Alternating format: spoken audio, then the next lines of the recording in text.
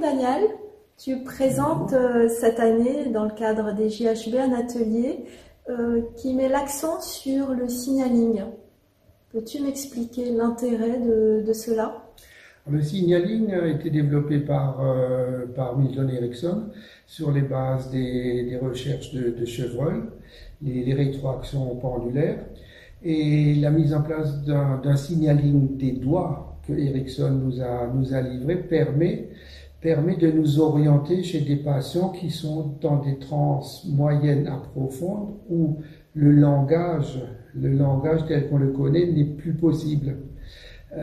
Ils sont dans un état où ils sont totalement plongés dans des pensées plus inconscientes, et grâce au signaling, on peut mettre en place au niveau des doigts un oui, un non ou je ne sais pas. Et donc, en interrogeant la personne et lui permettant de répondre par une signalétique des doigts, on peut accéder à des informations qui échappent à la pensée consciente, qui se trouve de toute façon limitée, et donc ils ont accès à une richesse plus inconsciente et peuvent nous communiquer cette richesse à travers la signalétique des doigts. Donc c'est une exploration peut-être de où se situe la personne en transe et retrouver peut-être des choses qui auraient été refoulées par la conscience ou dont la conscience n'a, dans son état de veille ordinaire, pas accès.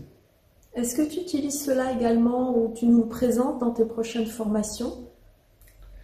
Alors, ça fait partie pratiquement je vais dire presque de toutes les formations que je fais, que ce soit dans les addictions, les troubles du comportement alimentaire, les troubles anxieux, les phobies, etc., pour faire suite à la théorie de Janet, qui était donc un collaborateur de Charcot.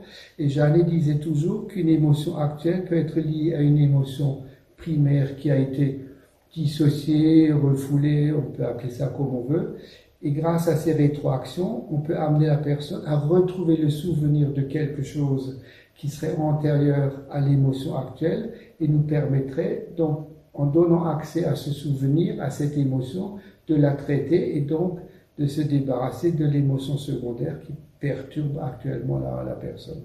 C'est formidable. Est-ce qu'on peut en parler comme d'un outil qui nous permet d'être en lien avec le patient?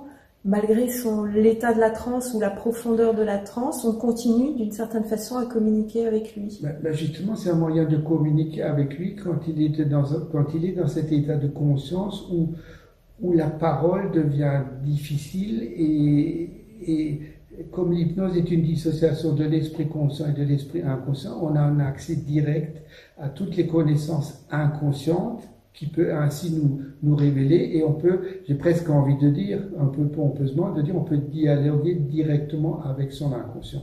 Donc même quelque chose pour lequel le patient n'a pas accès. Justement, tous les événements du passé qui ne sont pas conscients, on peut, grâce à cette technique, les retrouver, les révéler à la conscience de la personne, et donc permettre un traitement plus efficace. C'est plus rapide, par exemple, que la psychanalyse. Merci Daniel. Est-ce que tu m'autorises une autre question? J'ai entendu parler d'un signaling inversé. Quelle est ta position par rapport à ça? Alors, il faudrait que tu m'expliques ce que c'est qu'un signaling inversé, parce que... Certains patients, lorsqu'on se met d'accord avec eux si la réponse est oui, de lever le petit doigt de la main droite, par exemple, vont inverser et lever l'index de la main gauche. Alors, justement, ça, c'est quelque chose. Erickson désignait un doigt. Oui. Il désignait à l'avance tel doigt pour oui, tel doigt pour non, tel doigt pour je ne sais pas. J'ai modifié cette technique. En fait, je ne désigne pas un doigt, je laisse à l'inconscient de la personne choisir le doigt qui lui semble correspondre le mieux au oui. Il choisit, ou plutôt son inconscient choisit un doigt qui répond non, et il choisit un troisième doigt qui répond. Donc je ne désigne pas un doigt, je laisse l'inconscient de la personne choisir le doigt qui vient profondément de son inconscient et qui à ce moment-là me paraît plus juste. Et la réponse va être plus spontanée. Plus de l'ordre de l'inconscient. Merci beaucoup Daniel. Merci Pascal.